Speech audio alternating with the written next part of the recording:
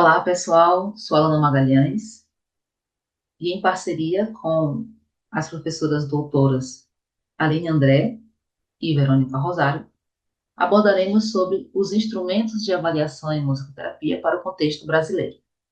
A musicoterapia pode ser entendida como o uso da música ou dos elementos sonoros musicais por um musicoterapeuta qualificado, ou uma pessoa ou um grupo de pessoas, num processo terapêutico que pode acontecer em diferentes áreas de atuação musicoterapêutica e com o objetivo de alcançar saúde, bem-estar, qualidade de vida, portanto, com a finalidade terapêutica.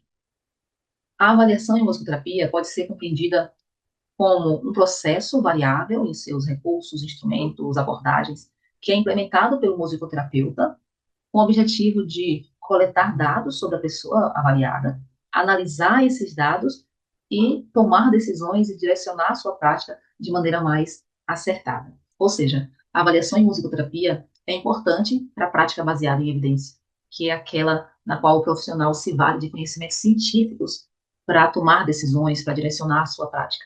E a avaliação em musicoterapia tanto contribui para um melhor desenvolvimento do processo musicoterapêutico, quanto para a medição dos resultados, ou seja, ela gera dados que permitem mensurar a eficácia da intervenção musicoterapêutica. E tudo isso contribui para que a musicoterapia se consolide como uma ciência aplicada à saúde. Considerando os aspectos apontados pela literatura, é importante ter em mente que existem critérios adequados para um instrumento de avaliação e alguns critérios a serem evitados pensando em instrumentos de avaliação. Então, vamos começar falando sobre os critérios importantes na construção ou utilização de um instrumento de avaliação. São eles: o propósito. Então, é importante ter em mente qual o propósito daquele instrumento, o que eu quero com aquele instrumento de avaliação, o que eu quero avaliar. Objetividade, ética e cautela. Então, aquele instrumento vai me permitir uma avaliação objetiva daquilo que é o meu propósito. Aquele instrumento me permite uma aplicação ética, ele me permite a cautela necessária. E outro aspecto muito importante, aquele instrumento vai me fornecer uma informação exclusiva, ou seja, algo que eu não consigo por meio de outros aspectos da maneira como eu preciso. Quando eu tenho um instrumento que tem aquela informação, mas ele é de outra cultura, então o mais comum é que se faça pesquisas para se traduzir esse instrumento da outra cultura para a nossa cultura. Quando não há um instrumento em outra cultura, pensa na criação de um instrumento que me forneça essa informação exclusiva que eu preciso. E pensando no que eu devo evitar nessa construção ou utilização de um instrumento, são os viés. Por exemplo, a resposta. Se o instrumento permite respostas ruins ligadas a preconceitos, isso eu deveria evitar. Aqui a essência, quando o instrumento ele permite muitas pontuações de apenas sim ou não, o que pode levar ao erro, quando a pessoa pode marcar muitas vezes sim ou muitas vezes não, sem nem se preocupar com a pergunta. Resposta de desejabilidade, que leve o participante a responder algo socialmente correto, sem que ele responda de fato o que ele de fato sente. E é importante também considerar que o viés obscurece as respostas. Então, nós devemos evitar, porque nós queremos ser o mais objetivos possível. Nesse contexto, é sempre bom ter em mente que é preciso administrar profissionalmente a avaliação com fidelidade, ou seja, a forma como se destina, e empregar a experiência, o que pode envolver a seleção apropriada de instrumentos, pontuação, interpretação e o uso cauteloso de achados para tirar conclusões. E aí, nesse critério do que o instrumento se destina, é importante considerar que se o instrumento foi criado para avaliar uma população específica, eu tenho que considerar essa avaliação para aquela população específica. Nesse contexto, é importante considerar que nós só utilizamos instrumentos que passaram por algum estudo de validade e confiabilidade para aquela população específica, exceto em contexto de pesquisa, onde vamos desenvolver novos métodos de testagem, para verificar se o instrumento é válido e confiável para outra condição. É importante considerar que a validade e a confiabilidade são conjuntas, mas são coisas distintas que uma depende da outra. Então, confiabilidade se refere à precisão de um medidor de quão consistentemente uma abordagem, por exemplo, uma pontuação obtida de uma ferramenta de avaliação, avalia a construção pretendida. Ou seja, eu posso verificar, por exemplo, a confiabilidade entre avaliadores.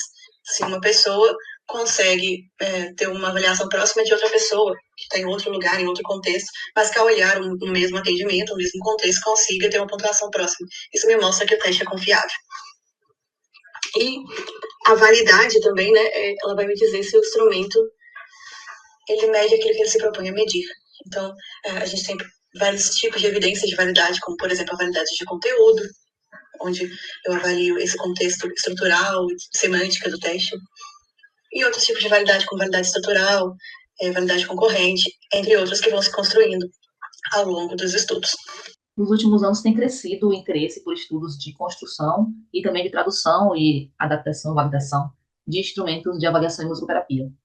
E os levantamentos realizados por Gattino, Zimitrovsky e Moura apontaram alguns instrumentos que foram construídos para o contexto brasileiro, como, por exemplo, o protocolo de observação de grupos, o protocolo de avaliação para usuários com neurite óptica, o protocolo de análise semiótica musicoterapêutica de canções, a avaliação da sincronia rítmica, o protocolo de avaliação da capacidade atencional em musicoterapia, PACANT, o teste musical da atenção focalizada, o TEMAP, e o DEMUCA, que é relacionado ao desenvolvimento musical de crianças com autismo.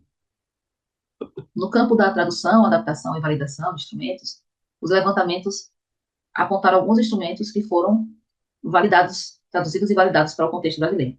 São eles o CAMUT, o INTAP, os IAPS, as escalas Nordhoff-Hobbes 1 e 2, MEL, ERI e INCAP-ND. Apesar do crescente interesse pelos instrumentos de avaliação em musicoterapia no Brasil, percebemos que a sua quantidade e também a sua população clínica ainda são limitados, assim como também é limitado o conhecimento desses instrumentos. Por isso, o nosso objetivo é atualizar o levantamento dos instrumentos de avaliação em musicoterapia validados para uso no Brasil, de modo a possibilitar a identificação, categorização, sobretudo no que se refere à população clínica, o acesso a esses instrumentos, a visibilidade e o uso pelos musicoterapeutas brasileiros. Nós realizamos uma revisão integrativa e utilizamos como descritores os termos avaliação e musicoterapia nas bases de dados, bancos de teses e dissertações, o portal de periódicos da CAPES e Medline PubMed, e nas revistas Brazilian Journal of Music Therapy, Revista da BEM, Encantare, Música Ode, Permusium e OPS. Nós buscamos por publicações de 2017 a 2024. Nossos critérios de inclusão foram instrumentos de avaliação criados ou traduzidos, adaptados e validados para uso no Brasil, e de exclusão aqueles instrumentos que já haviam sido mencionados nos estudos anteriores. Nossos achados foram categorizados e estão aqui apresentados nessa tabela. Como se vê, nós encontramos 6 novos instrumentos que não haviam sido mencionados nos estudos anteriores. O primeiro deles, a escala musicabilidade, de Nordhoff-Hobbes, foi criado na década de 60 e é voltado para crianças com transtornos do neurodesenvolvimento. E foi traduzido e validado para uso no Brasil no ano de 2021. O protocolo musicoterapêutico para paralisia cerebral foi criado em 2011 e validado em 2021. O protocolo de avaliação musicoterapêutica para bebês prematuros foi criado em 2012, mas validado em 2021, e nesse processo de validação percebeu-se a necessidade dele ser subdividido, por isso foi criado o PAMP, que é o protocolo de avaliação musicoterapêutica para prematuros, que também foi validado nesse período de 2021. A avaliação cognitiva de pessoas idosas em musicoterapia grupal, construída e validada em 2022, e, por fim, a avaliação para musicoterapia em grupo, na dependência química, que foi construído e validado, passado também por estudos de confiabilidade, em 2023. Nós notamos com esse levantamento que há mais realização de estudos de construção de instrumentos de avaliação do que de tradução, como acontecia antes. Ou seja, os musicoterapeutas brasileiros estão interessados em construir instrumentos adaptados à cultura do Brasil e também às especificidades da população clínica atendida aqui no país. Outra observação é que a população clínica das avaliações também foi expandida. Quando antes as avaliações eram voltadas mais para pessoas dentro dos transtornos do neurodesenvolvimento, hoje já se tem outras populações clínicas abarcadas pelas avaliações em musicoterapia. E também é notório que há um interesse maior dos musicoterapeutas em assegurar a psicometria dos instrumentos. Então, eles realizam mais estudos de validade, de confiabilidade. O levantamento realizado contribui para facilitar o acesso, a visibilidade, o conhecimento e o uso dos instrumentos de avaliação em musicoterapia.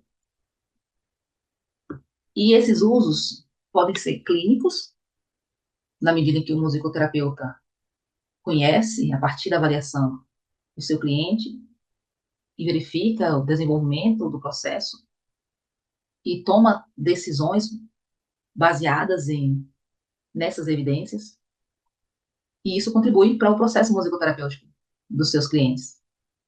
Já no campo científico, esses instrumentos podem ser usados em pesquisas, como, por exemplo, estudos multicêntricos, que geram conclusões e conhecimentos mais robustos e contribuem para a consolidação da musicoterapia enquanto uma prática baseada em evidência. Então, enquanto ciência, enquanto disciplina e profissão. Apesar da importância dos instrumentos de avaliação, ainda há uma limitação, tanto na quantidade de instrumentos validados para uso no Brasil, quanto na população clínica atendida por esses instrumentos, que ainda que tenha se expandido, ainda não abarca a ampla variedade, a ampla diversidade de, de demandas, de especificidades, de públicos atendidos pela musicoterapia brasileira. Então, nós destacamos que é necessário investir em mais estudos para desenvolver ou traduzir, adaptar e validar instrumentos de avaliação musicoterapêutica para o contexto brasileiro, sobretudo pela importância da avaliação para o desenvolvimento da musicoterapia clínica e da musicoterapia científica. Estas são as referências dos instrumentos encontrados e nós agradecemos pela atenção.